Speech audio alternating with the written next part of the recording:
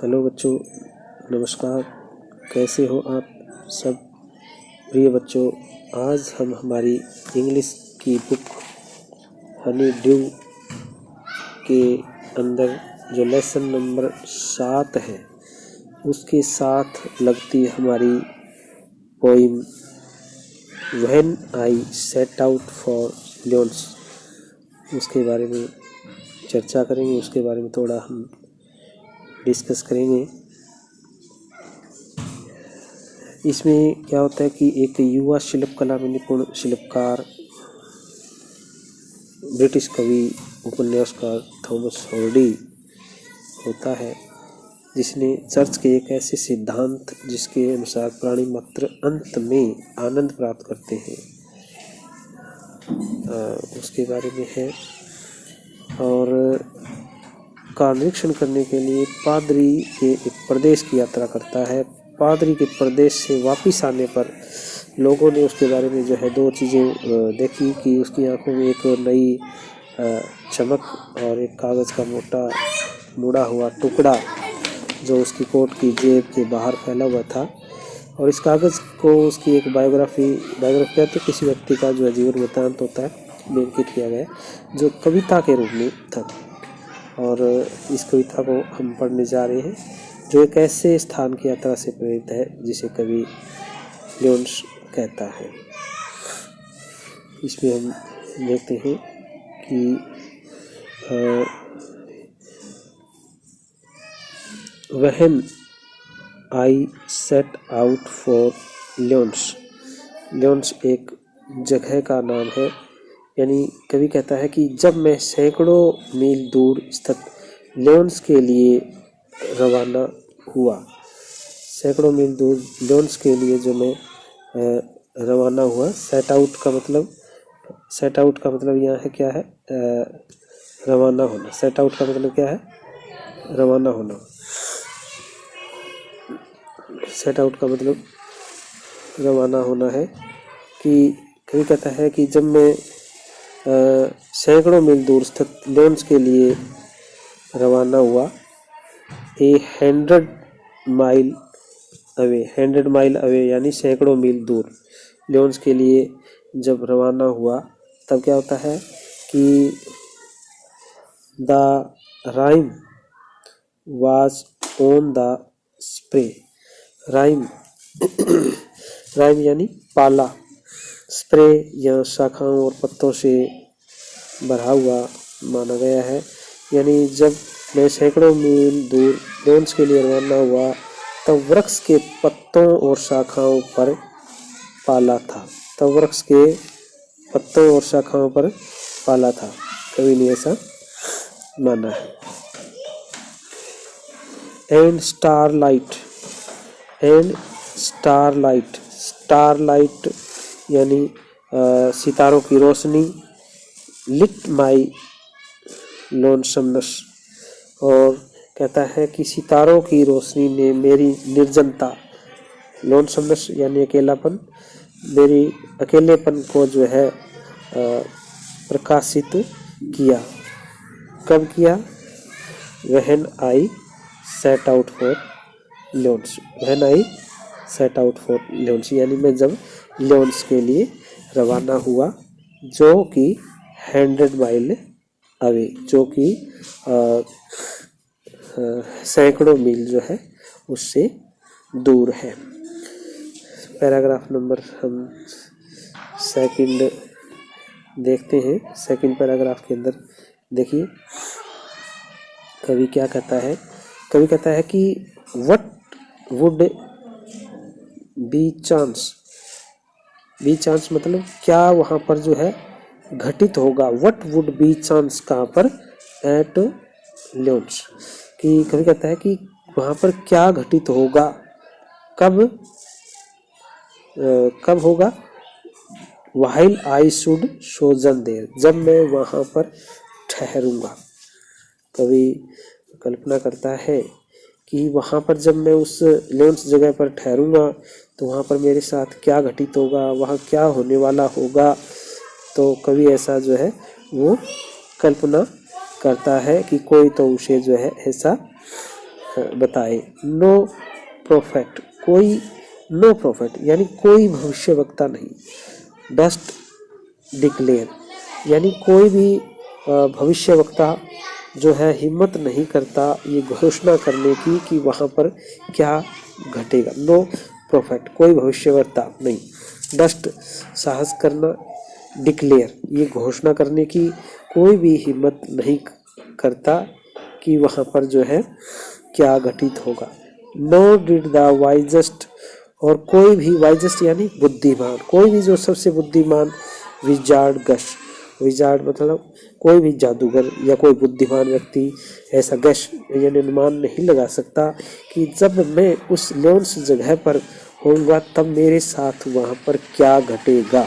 ऐसा कोई भी मेरे को जो है नहीं बताने वाला, किसी में भी जो है जो है वो कला नहीं है कि वो मेरे को बता सके। वाइल आई शुड सोजन देयर, जब मैं उस जगह पर ठहरूंगा तो मेरे साथ क्या वहाँ पर जो घटेगा। सोजन मतलब ठहरना, जब मैं उस जगह पर होऊंगा तो मेरे साथ वहाँ पर जो है क्या घटेगा कोई भी ऐसा जो है नहीं बता सकता। पैराग्राफ नंबर बच्चों तीसरा हम देखते हैं। तीसरे पैराग्राफ के अंदर इसे कहता है कि when I return from lunch, और जब मैं रिटर्न मतलब लौटूंगा फ्रॉम लंच, लंच जगह से तब मैं लौटूंगा तो क्या होगा। With magic, with magic in my eyes, तो मेरी आंखों में क्या होगा, एक जादू होगा, मेरी आंखों में एक जादू होगा, एक चमक होगी।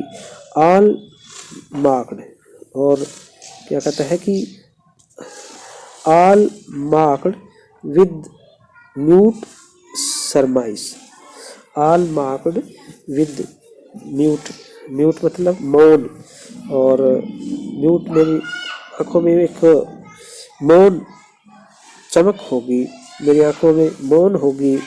ऑल मार्क्ड विद म्यूट सरमाइज, और कहता है कि जब मैं अपनी आंखों में जादू लिए हुए लियोन से लौटा तो सभी मौन संदेश से मुझे देख रहे थे। कोई जो है बोल नहीं रहा था, मौन संदेश था कि इसके साथ अब क्या हुआ होगा। ऐसा जो है कोई भी नहीं बता रहा था कि क्या हुआ। माई रेडियंस रेयर, रेडियंस रेयर यानी मेरी कांति दुर्लभ थी। माई रेडियंस, रेडियंस मतलब कांति, चमक, जो रेयर यानी दुर्लभ थी, इतनी गहरी थी। एंड फेथोमलस, और मेरी कांति दुर्लभ थी और इतनी गहरी थी जिसकी गहराई को मापा नहीं जा सकता था, यानी जिसका अंदाजा नहीं लगा सकता था। When I return from lions, जब मैं उस लियोन स्थान से गुजरा तो। With magic in my eyes, तो मैं अपनी आंखों में जादू लिए हुए लियोन्स से जो है वो लौटा था, जब मैं उस स्थान से लौटा था। तो बच्चों ये जो हमारी पोइम है when I set out for lions, ये थॉमस हार्डी के द्वारा लिखी गई है। जब राइटर की बात करेंगे, पोइट की बात करेंगे तो थॉमस हार्डी ने इसको जो है लिखा है। इस पोइम के अंदर कवि ने लियोन्स जगह है उसी का वर्णन किया गया है कि जब कहता है कि कभी मैं सैकड़ों मील दूर स्थित लियोन सेंस के लिए रवाना हुआ तो वृक्ष के पत्ते और शाखाओं पर पाला था और सितारों की रोशनी से मेरी निर्जलता अकेलेपन को प्रकाशित किया जब मैं सैकड़ों मील दूर लियोन्स के लिए रवाना हुआ। दूसरे पैराग्राफ के अंदर कहा गया कि यदि मैं वहां ठहर जाऊं तो लियोन्स के लिए क्या घटित होगा कोई भी भविष्यवक्ताएं बताने का साहस नहीं करता और किसी भी बुद्धिमान जादूगर ने अनुमान नहीं लगाया कि लियोन्स में क्या घटित होगा जब मैं वहां पर ठहर जाऊं। तीसरे पैराग्राफ के अंदर बताया गया है कि जब मैं अपनी आंखों में जादू लिए हुए लियोन्स से लौटा तो सभी क्या थे, मौन संदेह से मुझे जो देख रहे थे। मेरी कांति दुर्लभ थी और इतनी गहरी थी कि जिसकी गहराई को मापा भी नहीं जा सकता था जब मैं अपनी आंखों में जादू लिए हुए लौटा था। तो इसमें अब हम वर्किंग विद द पोइम के अंदर नीचे जब क्वेश्चन की बात करते हैं तो बच्चों इसके अंदर पहले क्वेश्चन की बात करते हैं। इसमें लिखा है कि in the first stanza find word that show. पहले स्टैंजा के अंदर जो बताना है इसमें क्या लिखा गया है। इसमें 3 दिए गए हैं। पहला दिया गया है कि that it was very cold, कि वहाँ ठंड थी, दैट कि वहाँ पर ठंड थी। या दूसरे में है that it was late evening, की शाम हो चुकी थी। या फिर that the traveller was alone, या फिर जो है यात्रा करने वाला जो है वो अकेला था। इसके अंदर जो है इसमें से कोई एक बताना है कि वो हमारा कौन सा जो है इसके अंदर फिट बैठता। पहले स्टैंजा के अंदर क्या था, पहले स्टैंजा के अंदर क्या बताया गया था। पहले स्टैंजा के अंदर बताया गया था the rain was on the spray, यानी वृक्षों के पत्तों के ऊपर जो है पाला जमा हुआ था। तो हम इसका जो है लगाएंगे कि पहला ही हम इसका आंसर जो है हम चूज करेंगे। पहला आंसर ही हमारा जो है इसके अंदर फिट बैठता है कि that it was very cold. पहले स्टैंजा के अंदर यही बताया गया कि सर्दी काफ़ी ज़्यादा थी, वृक्षों के पत्तों के ऊपर जो है पाला जमा हुआ था। दूसरे प्रश्न को जब देखते हैं, इसमें लिखा गया कि something happened at loans, something happened at loans, it was, यानी लोन्स जगह पर कुछ घटित होगा। ये क्या होगा, इम्प्रोबेबल, इम्पॉसिबल या अनफोर्सिबल, यानी जो कभी न देखा गया हो ऐसा। तो प्रिय बच्चों इसके अंदर हमारा सी भाग ही सही रहेगा, सी भाग ही हमारा सही होगा, अनफोर्सिबल रहेगा हमारा। और दूसरे प्रश्न का दूसरा भाग हम देखते हैं। इसमें कवि ने पूछा है कि दूसरे भाग के अंदर पूछा है कि pick out 2 line from stanza to justify to your answer. 2 जो है लाइन इसके अंदर बतानी है। तो इसके अंदर नो प्रॉफिट डस्ट डिक्लेयर, कि कोई भविष्यवक्ता हिम्मत नहीं करता ये घोषणा करने की। No did the wisest wizard guess, यही हमारा होगा।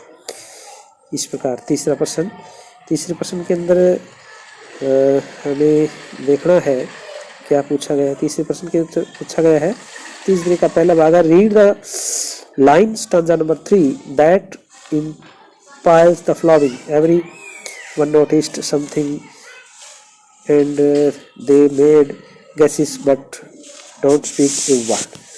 तो इसमें आ जाएगा all mocked with mute surmise, यानी वो सारे जो है खामोशी से, मौन से उसे जो है देख रहे थे। और इसी प्रकार तीसरे का पार्ट नंबर 2 है now read the line that refer to what they notice. उन्होंने क्या नोटिस किया, उन्होंने नोटिस किया कि माई रेडियंस एंड फेथोमलस। उन्होंने इस प्रकार से जो है नोटिस किया कि मैं आंखों में जादू लिए लेंस से जो है लौटा हूँ। प्रिय बच्चों इस प्रकार से हमारे ये poem when I set out for Lenz ये इस पोइम को आपको ध्यान से बार बार पढ़ना है। वीडियो को आपको जो है बार बार देखना है। और वीडियो देखने के लिए आपका बहुत बहुत धन्यवाद।